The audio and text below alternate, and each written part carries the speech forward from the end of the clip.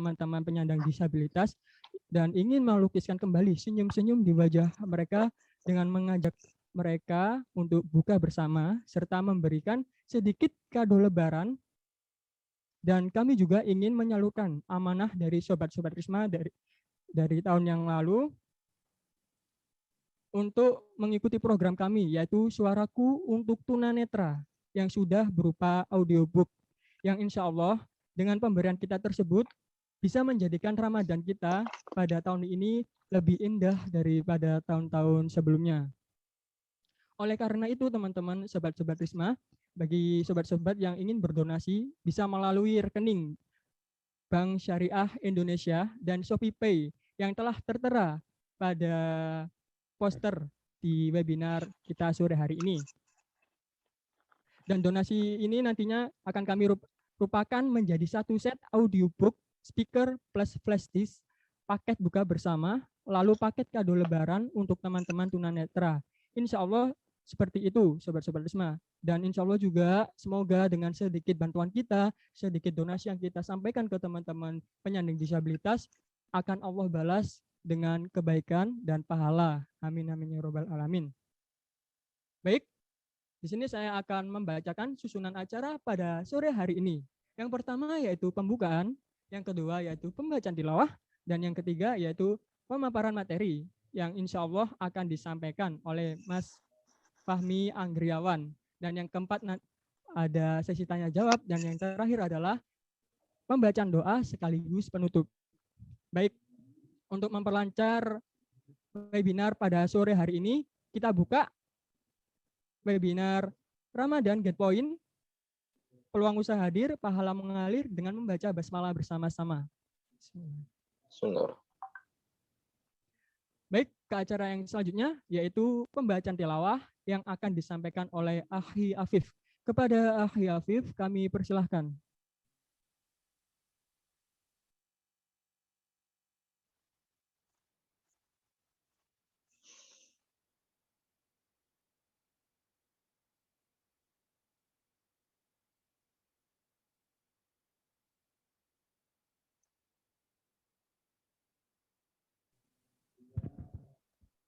Assalamualaikum warahmatullahi wabarakatuh. Waalaikumsalam. A'udzu billahi minasy syaithanir rajim. Bismillahirrahmanirrahim. يا أيها الذين آمنوا لا تأكلوا أموالكم بينكم لا تأكلوا أموالكم بينكم بالباطل إلا أن تكون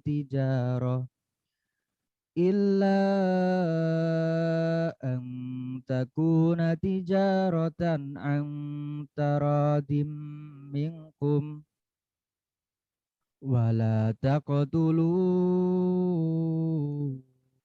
أنفسكم إن الله كان بكم رحيما ومن يفعل ذلك عدوانا وظلما فسوف نصليه نارا وكان ذلك على الله يسيرا إن تجتنبوا كبائر ما تنهون عنه نكفر عنكم سيئاتكم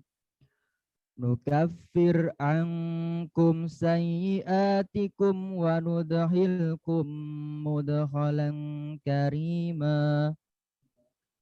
ولا تتمنوا ما فضل الله به بعضكم على بعض للرجال نصيب مما اكتسبوا وللنساء نصيب مما maktasab was'alullaha min fadlih innallaha kana bikulli syai'in alima.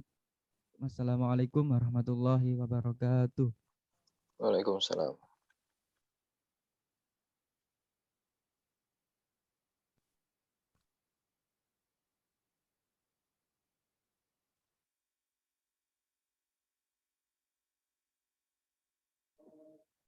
Alhamdulillah, jazakallah khair kepada Akhi Afif karena telah melantunkan ayat-ayat suci Al-Quran.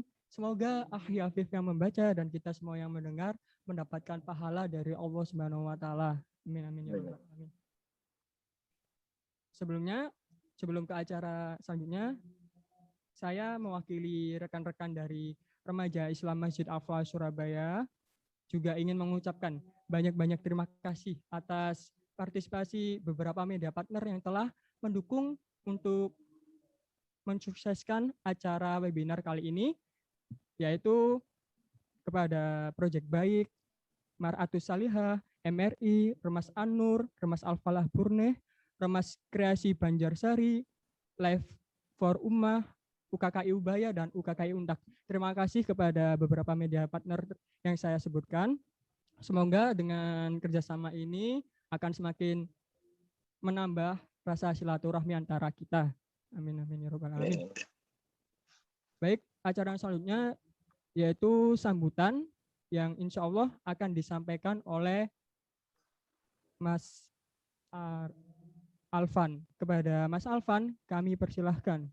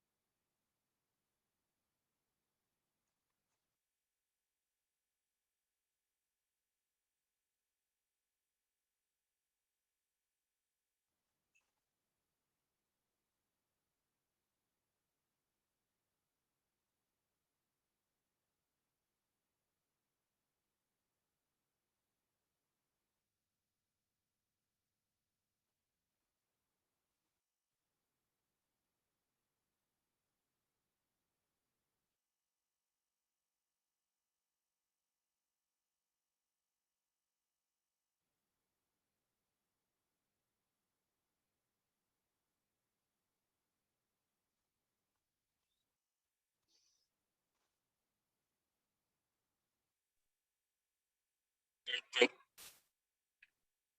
cek sudah masuk suaranya teman-teman panitia? Sudah, Mas.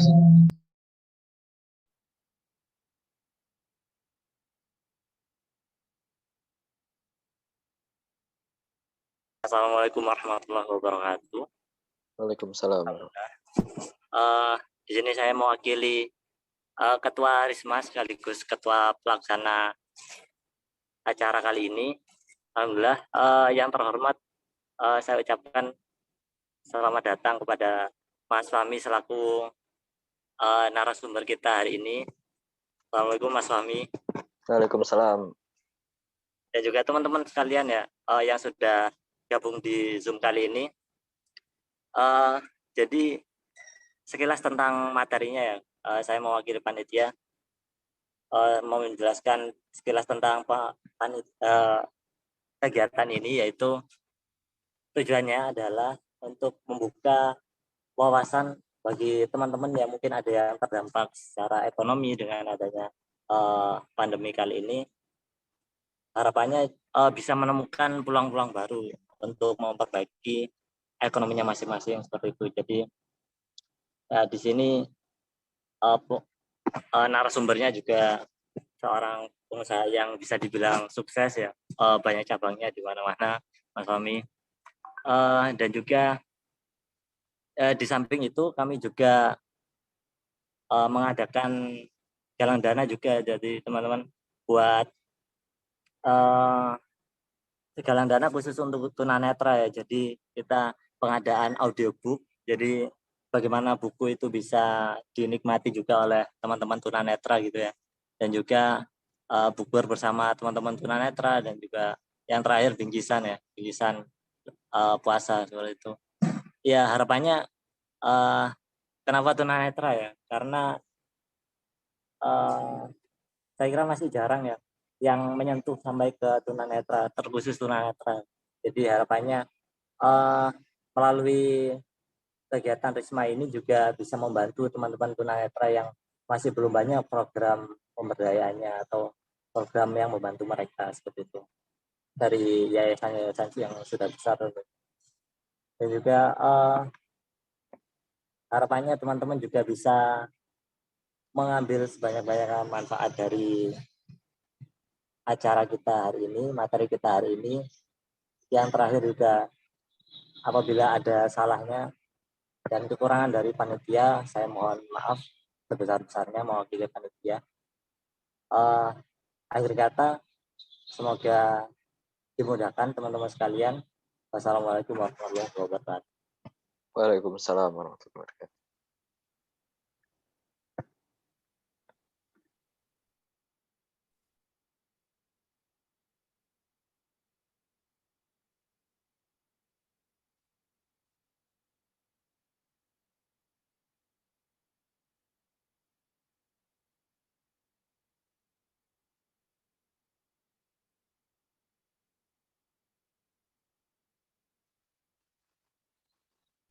Oke, terima kasih kepada Mas Alvan telah memberikan sambutan. Langsung saja kita ke acara inti pada webinar kali ini, yaitu pemaparan materi yang akan disampaikan oleh Mas Fahmi Anggriawan selaku owner Hayaku Steamboat dan Yakiniku.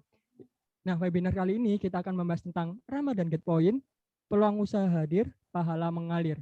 Lebih jelas dan lengkapnya bagaimana? Langsung saja kami persilahkan kepada Mas Fahmi Anggriawan untuk menyampaikan materi pada sore hari ini. Kepada Mas Fahmi Anggriawan, tafadol. Baik, jazakallah buat Mas Gunawan selaku MC pada sore hari ini. Assalamualaikum warahmatullahi wabarakatuh. Innal hamdalillah nahmaduhu wa nasta'inuhu wa na'udzubillahi min syururi anfusina wa min sayyiati a'malina may yahdihillahu fala mudhillalah wa may yudhlil fala hadiyalah. Asyhadu an la ilaha illallah wa la syarikalah wa asyhadu anna Muhammadan abduhu wa rasuluh. Wa qala Allah ta'ala fil kitabil karim a'udzubillahi minasyaitonir rajim bismillahirrahmanirrahim ya ayyuhalladzina amanu in tansurullaha yansurkum wa yusabbit aqdamakum sadaqallahul azim. Alhamdulillah, puji syukur pada Allah Subhanahu wa taala dengan limpahan karunia, nikmat serta hidayahnya, sore hari ini kita bisa berkumpul, bisa bermajelis bersama teman-teman dari Risma Remaja Islam Masjid Al-Falah. Jazakallah buat teman-teman Risma ya, yang sangat luar biasa mengagendakan agenda yang sangat hebat menurut saya ya, bagaimana kemudian di tengah-tengah pandemi menghadirkan sebuah solusi, bagaimana kita tetap bisa survival, khususnya masalah ekonomi yang saat ini di tengah-tengah pandemi banyak sekali saudara-saudara kita mungkin yang sedang terdampak, mulai dari banyaknya PHK, kemudian masalah usahanya yang kena dampak ya dari situasi dan pandemi COVID ini. Mungkin di tengah-tengah webinar hari ini, semoga saya bisa sharing dengan teman-teman Risma dan juga para peserta webinar. Nah, saya mungkin mengawalinya dari bagaimana kemudian yang paling terpenting di tengah-tengah ketika kita menemukan sebuah fenomena yang luar biasa ya, apalagi pandemi ini hampir semua terdampak ya, masalah ekonomi, masalah sosial dan masalah yang lainnya. Eh, Apa yang harus kita lakukan sebagai seorang entrepreneur? Nah, saya ingin berbagi di sini, Mas Mbak, kaitannya dengan menguatkan dari sisi entrepreneur basic kita dulu. Mungkin next. Next. Oke, ini perkenalan singkat ya. Saya nama Fahmi Anggriawan, saya alumni Ubaya angkatan 2007. Tadi sempat disebut itu salah satu organisasi yang dulu sempat saya geluti ketika saya masih mahasiswa ya. Jadi saya sempat aktif di UKKI Ubaya, saat ini aktivitas sebagai wirausaha dan banyak mengelola bisnis yang kaitannya dengan bidang kuliner. Nah, saya langsung saja perkenalan singkat saya. Saya mengawali webinar hari ini dengan sebuah penelitian. Next, Mas. Next. Halo? Halo? Halo? Oke, saya mengawali webinar pada sore hari ini dengan sebuah penelitian yang dimana dari penelitian ini menjelaskan bahwa ternyata 90% uang di dunia itu dikuasai oleh 5% orang ya. Sedangkan 95% orang itu berebut sisa dari 10%. Nah, penelitian ini dilakukan oleh seorang pakar di bidang ekonomi dan bisnis yaitu Marshall Silver. Beliau melakukan sebuah perumpamaan apabila uang yang ada di seluruh dunia ini dikumpulkan, ya beliau melakukan sebuah penelitian itu uang yang ada di seluruh dunia ini mencoba untuk dikumpulkan dan kemudian dibagi rata, ya. Jadi setiap orang itu dipersepsikan akan memasuki titik nol atau titik awal, ya. Ternyata 5 tahun yang akan datang uang itu perputarannya akan kembali lagi ke posisi yang seperti semula, yaitu 90% uang di dunia dikuasai 5% orang, sedangkan 95% orang itu berebut sisanya 10%. Nah, pertanyaannya kenapa kok bisa ya? Setiap orang diberikan potensi yang sama, kemudian uang ini kalau dikumpulkan terus dibagi rata, setiap orang itu akan memperoleh 44 juta rupiah. Ternyata 5 tahun yang akan datang, uang itu akan kembali lagi ke posisi semula. Nah, pertanyaannya kok bisa? Ya, mungkin karena ini harapannya saya bisa interaktif ya. Mungkin bisa tulis komen di di kolom komentar. Kenapa dengan potensi yang sama uang itu dikumpulkan, semua orang kembali ke titik nol, ketika kemudian uang itu dibagi rata, setiap orang akan memperoleh 44 juta, tapi 5 tahun yang akan datang uang itu akan kembali ke posisi seperti semula. Nah, mungkin bisa dibantu tulis saja, ketik di kolom komentar. Kita sekaligus mencoba untuk berdiskusi gitu ya. Karena penting juga untuk kita menganalisa kira-kira kenapa ya kok dengan potensi yang sama kembali di titik nol, ternyata 5 tahun yang akan datang uang itu akan kembali lagi ke posisi yang sama seperti semula. Hanya 90% uang di dunia ternyata hanya dikuasai oleh 5% orang. panitia bisa ikut join ya, kalau misalnya mau tulis di kolom komentar. Oke. Kira-kira kenapa Mas Mbak kondisi yang dengan potensi yang sama ini ternyata uang itu akan kembali lagi ke posisi yang semula. Kira-kira penyebabnya apa sih?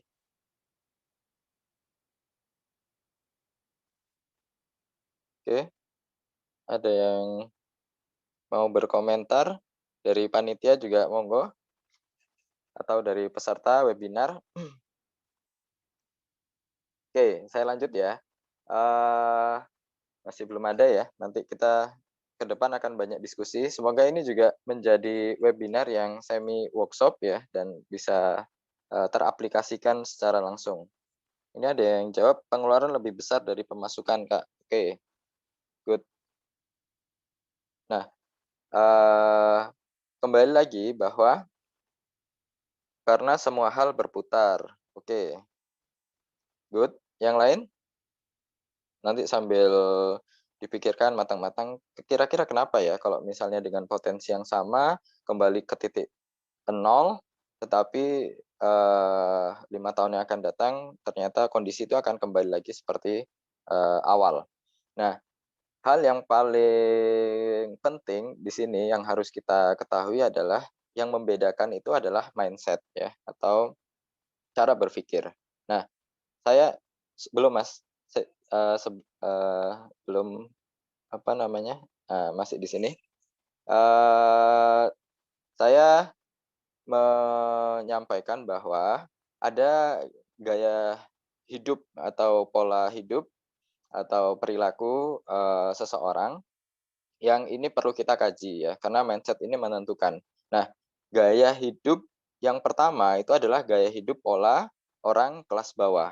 Jadi kalau gaya hidup orang kelas bawah itu, dia mendapatkan pemasukan atau pendapatan, maka pemasukan dan pendapatannya itu akan dipergunakan untuk sesuatu hal yang konsumtif ya, atau dia akan kecenderungannya itu untuk belanja.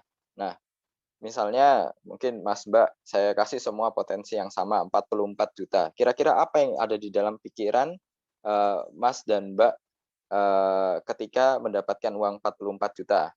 Mungkin bisa tulis di kolom komentar. Kira-kira bayangannya itu ketika mendapatkan uang 44 juta itu akan dipakai untuk apa? Nah, monggo sambil mungkin bisa dibayangkan ya, saya kalau dapat uang 44 juta ini, uang 44 juta saya belikan A, B, C, D, E, dan seterusnya. Dan memang benar ya, ketika kita mendapatkan uang itu, maka kecenderungan orang sebagian besar itu akan berpikir untuk belanja ya. Ada yang mikirnya gini, dapat 44 juta enak ini kalau misalnya beli motor baru ya, pengen emas. Nah, itu mulai ada yang bersuara pengen emas, terus kemudian pengen beli laptop baru, pengen ganti handphone, pengen ini dan seterusnya. Bahkan ada orang yang dia dikasih uang 44 juta tapi list belanjanya itu di atas 44 juta ya. Jadi sebagai satu contoh, nah itu ada yang nulis laptop gaming Mas, umroh, masya Allah ya, dan lain-lain ya. Ada orang yang kemudian dikasih uang 44 juta, list belanjanya itu lebih dari 44 juta, dan itu banyak yang seperti itu. Dan ketika kita masih di pola hidup kelas bawah ini, maka kita tidak akan pernah berhasil. Kenapa? Kita diberikan potensi sebesar apapun, potensi yang sebesar apapun itu akan habis ya. Bahkan ada dalam sebuah hadis dikatakan, seorang manusia itu ketika dia diberikan 1 gunung emas, dia akan minta 2 gunung emas, 3 gunung emas, dan seterusnya. Maka kita tidak akan pernah puas dengan sesuatu yang kita miliki ya. Jadi kalau misalnya punya uang 44 juta itu, kalau orang mindset-nya itu masih salah mengelola keuangan, dia akan tidak bisa memperbesar potensi yang diberikan. Jadi 44 juta itu akan habis, mau dikasih 1 miliar, mau dikasih 10 miliar, itu uang itu akan habis ya. Karena kecenderungan manusia itu memang punya nafsu untuk ya pengen ini, sudah punya uang 1 miliar misalnya habis juga buat beli rumah, beli mobil mewah dan seterusnya. Maka hal-hal yang seperti ini perlu kita waspadai. Kalau kita ingin naik kelas, maka kita harus merubah cara berpikir kita ya. Ini ada salah satu contoh. Next, Mas. Next. Ini salah satu contoh. Nah, ini real ya di masyarakat kita. Saya kebetulan juga membina beberapa UMKM ya, dipercaya juga di beberapa institusi seperti BRI, kemudian di beberapa dinas itu ngelola UMKM. Itu banyak dari masyarakat kita masih cara berpikirnya seperti yang saya sampaikan di yang pertama tadi. Contoh misalnya petani-petani kita ya, ketika panen itu langsung dia dapat uang besar, uang besarnya itu dipakai untuk belanja ya, pakai buat beli motor. Jadi biasanya ya kalau misalnya Mas Mbak datang ke apa namanya ke desa gitu ya, kemudian ketika masa panen itu banyak petani-petani itu yang kemudian setelah selesai panen itu mendatangi showroom, beli mobil, beli motor dan seterusnya. Jadi motornya baru ya, tapi ketika mendekati masa tanam lagi, motor yang baru itu karena dia tidak punya uang dijual lagi, terus dipakai buat tanam lagi dan seterusnya seperti itu. Jadi kesiapan kita mengolah keuangan itu salah satu bentuk dari kematangan kita menjadi seorang entrepreneur. Nah, itu yang pertama. Kemudian yang kedua, next.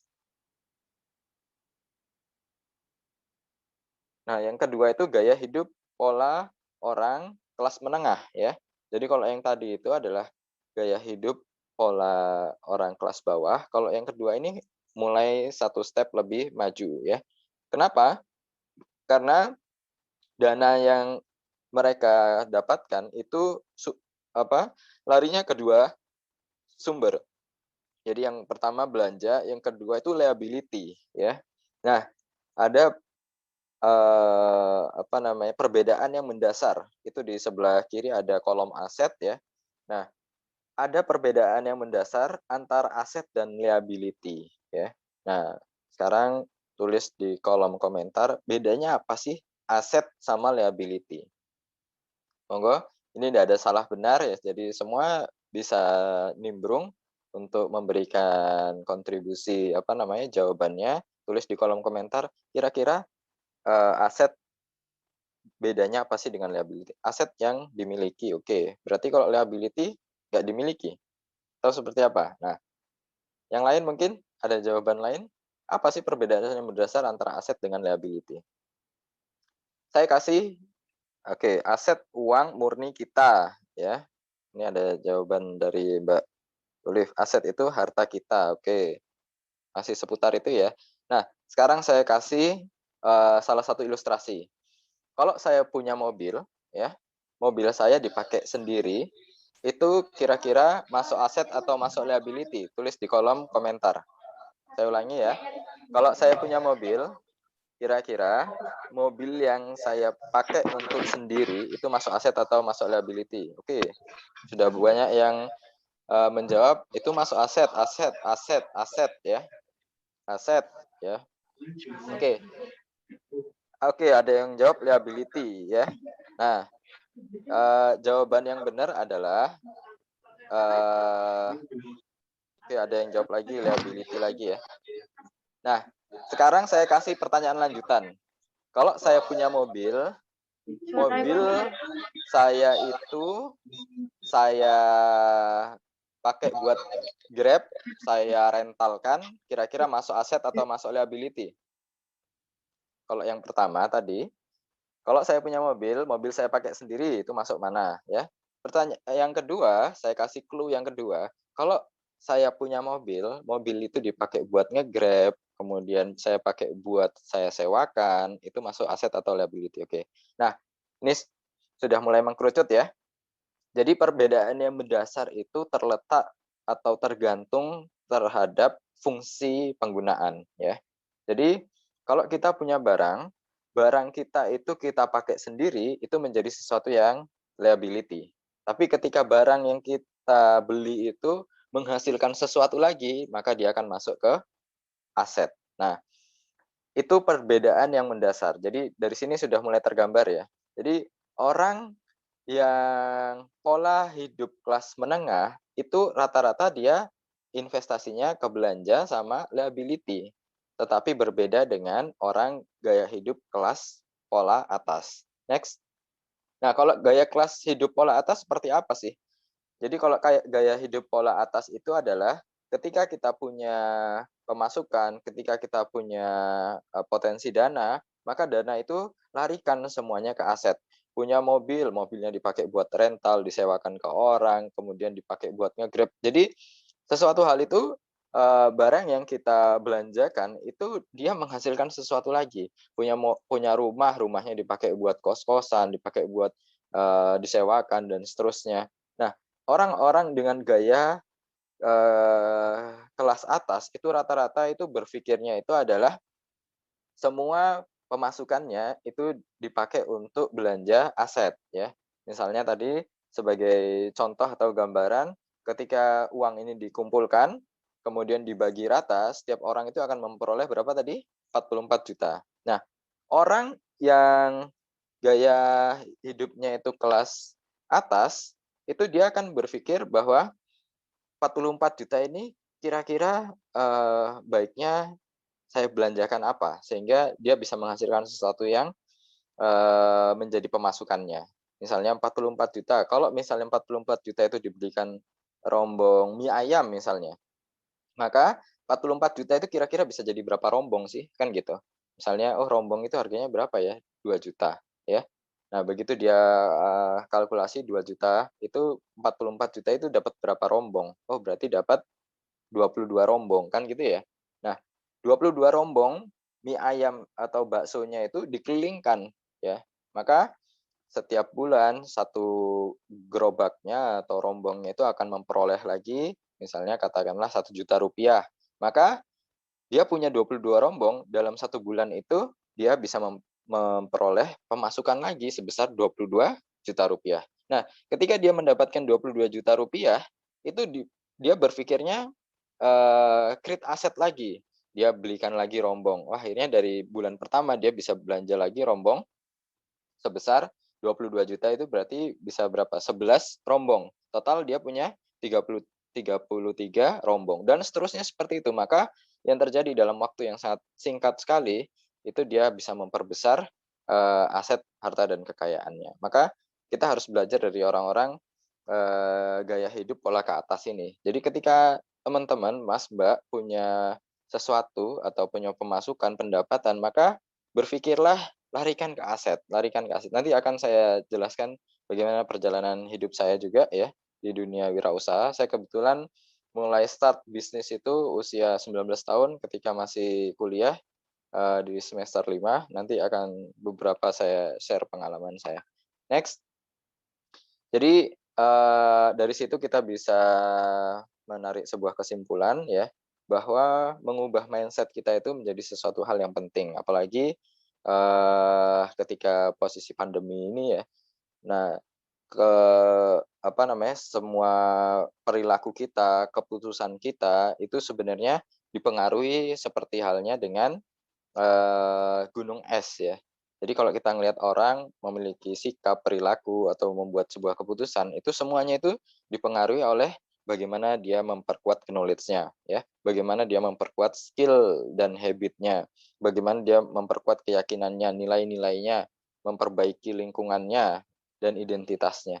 Jadi semua hal itu sangat berkorelasi sekali. Makanya saya menggambarkan bahwa yang terpenting sebelum kita mengupgrade skill-skill yang lain ketika kita mau masuk di dunia bisnis adalah bagaimana kita menata yang namanya mindset kita. Jadi bagaimana pola pikir kita, kemudian lingkungan kita dan seterusnya. Itulah yang akan menjadi sesuatu yang nantinya akan muncul di permukaan yaitu bentuknya menjadi sebuah perilaku, keputusan-keputusan kita itu semuanya akan menghasilkan sesuatu yang memang seseorang entrepreneur itu harus seperti itu. Next. Saya kasih gambar next lagi, enggak usah ini. Next. Next lagi. Nah, jadi ibaratnya mindset itu kayak orang mau ngendarain motor gede gitu ya. Ini saya kasih ilustrasi itu MotoGP gitu ya. Seseorang itu tidak akan bisa dia mengendarai motor besar kalau dia mindset-nya itu salah ya. Misalnya gini, kalau misalnya kita ngebut pasti benjut, atau kita kalau misalnya mau ngebut itu pasti kita akan punya resiko kecelakaan dan seterusnya. Maka selama itu pula kita tidak akan pernah bisa memakai motor dengan cc besar. Kenapa? Karena motor-motor dengan cc besar itu justru mindset-nya dibalik ya. Jadi kalau kita naik motor itu harus ngebut, kalau nggak ngebut justru malah akan goyang. Karena motor besar itu kan beratnya luar biasa. Makanya kalau di pertandingan MotoGP kalau pas drivernya jatuh gitu, itu harus dibantu oleh mungkin 2, 3 atau bahkan 4 orang untuk membuat motor itu kembali berdiri. Makanya kalau kecepatan rendah itu kita akan sangat kesulitan sekali justru mengendarai motor besar itu. Jadi masalah mindset ini penting ya Mas, Mbak. Apalagi kita di dunia bisnis, apalagi di tengah-tengah pandemi, kira-kira saya itu harus seperti apa? Nanti akan saya bongkar satu persatu. Next. Terus gimana cara mulai bisnisnya? Next. Saya di sini ingin sedikit membedah ya. Saya kebetulan S2 juga di salah satu kampus entrepreneur di Surabaya, di Ciputra. Ini akan saya sharingkan pada hari ini dan semoga kita bisa semi workshop ya, karena memang bagaimana menginstal mindset seorang entrepreneur itu salah satunya adalah dengan kita learning by doing. Jadi belajar sambil learning by doing, belajar sambil kita melakukan. Next. Nah, saya akan share ini nama teorinya yaitu effectual entrepreneur. Jadi materi basic ini penting ya menjadi sebuah pondasi kita untuk melakukan aktivitas di dunia wirausaha. Kira-kira kalau kita ketemu masalah di lapangan seperti ini, apa yang harus kita buat, keputusan apa yang harus kita buat dan seterusnya. Nah, disinilah saya belajar ya. Dan Masya Allah luar biasa, walaupun teori ini masih baru ditemukan oleh Profesor Sarah D. Saraswati, tetapi ini yang saat ini banyak diaplikasikan ya di anak-anak milenial, bahkan bisnis-bisnis sekarang itu kebanyakan ya munculnya dari sini, karena teori ini banyak dipakai di seluruh dunia, bahkan bagaimana Profesor Sarah D. Saraswati itu pernah melakukan sebuah penelitian mengumpulkan 100 orang pengusaha yang sukses di Amerika, dan dari situ dia menarik sebuah kesimpulan, oh ternyata dari 100 orang ini itu memiliki karakter, kemudian kepribadian, cara mengambil keputusan yang hampir sama. Nah dari situlah dia menemukan ada sebuah teori yang kemudian disampaikan, teorinya adalah effectual entrepreneur. Next, gimana sih effectual entrepreneur itu? Saya memulai dari sebuah ilustrasi. Nah ilustrasinya itu gini Mas Mbak, saya memulai dari sebuah cerita ya. Ada seorang ibu ya. Ibu itu ingin memasak pada hari ini. Biasanya kira-kira ibu itu apa yang dia lakukan? Dia pasti tanya ya ke suaminya atau ke anaknya, "Pa, Nak, kira-kira hari ini mau masak apa?" Kan gitu ya. Mau dimasakin apa kan gitu. Kemudian mungkin anaknya nyeletuk, "Oh iya, Ma, mau pengennya makan rawon," kan gitu ya. Suaminya juga, "Oh iya pengen makan rawon." Pasti seorang ibu itu akan melis ya, kebutuhan atau resep membuat rawon itu seperti apa ya. Terus mulai dari bahan-bahannya perlu disiapkan, dan dia akan kecenderungan membuka isi kulkasnya. Ketika dia cek isi kulkasnya itu, maka dia lihat ada nggak bahan-bahan untuk membuat rawon, mulai dari daging, kemudian bumbu-bumbu dan seterusnya. Ketika ada salah satu bahan itu nggak tersedia di kulkasnya, maka yang dilakukan oleh ibu ini adalah belanja ke pasar, kan gitu ya. Nah, dari belanja ke pasar itu, kemudian dia lengkapi yang kurang, terus akhirnya pulang lagi ke rumah dan kemudian masak rawon. Nah, kondisi yang saya sampaikan di awal ini adalah kondisi yang casual ya, kausal. Kondisi yang kausal. Kausal itu sebab akibat. Jadi ada seorang ibu, dia pengen masak rawon, dia lihat kulkasnya, kemudian ada bahan-bahan yang nggak ready, dia kemudian belanja ke pasar, pulang ke rumah, itu akhirnya masak rawon. Itu namanya hubungan kausal, sebab akibat. Nah, orang ketika dia mau menjadi seorang entrepreneur, itu cara berpikirnya harus dibalik. Jadi bukan kausal lagi, tapi efektual, ya. Nah, ini saya ilustrasikan seperti ini supaya lebih mudah untuk ditangkap. Apa sih efektual itu? Kalau efektual itu dibalik, Mas, Mbak. Jadi lihat dulu isi kulkasnya, ya. Jadi kalau teman-teman pengen bisnis, pengen wirausaha itu kan banyak, kalau misalnya saya ngisi-ngisi di seminar itu, kira-kira gimana cara mulainya, gimana apa yang cocok untuk saya usahanya dan seterusnya. Maka dari sini saja itu kita bisa menemukan sebuah jawaban-jawaban. Oh, ternyata kalau kita mau memulai sesuatu ya mulailah dari apa yang kita miliki, ya. Jadi sebagaimana kita buka isi kulkas, adanya apa? Kulkasnya adanya cuman telur, ya sudah telur itu digoreng kan gitu. Adanya tempe, ya tempenya digoreng. Adanya tahu, sayur-sayur mungkin bisa jadi apa namanya tahu campur misalnya, sudah itu yang kita masak. Jadi ketika kita mau mulai sesuatu bisnis itu kita ndak harus menunggu sempurna terlebih dahulu baru kita membuka usaha, ya. Jadi bisnis itu kayak orang belajar berenang gitu ya. Banyak teori tapi nggak pernah nyemplung, nggak pernah renang, itu ya kita akan gelagapan, akan tenggelam, ya. Jadi yang terbaik kalau versinya effectual entrepreneur ini adalah jangan menunggu sempurna untuk memulai usaha.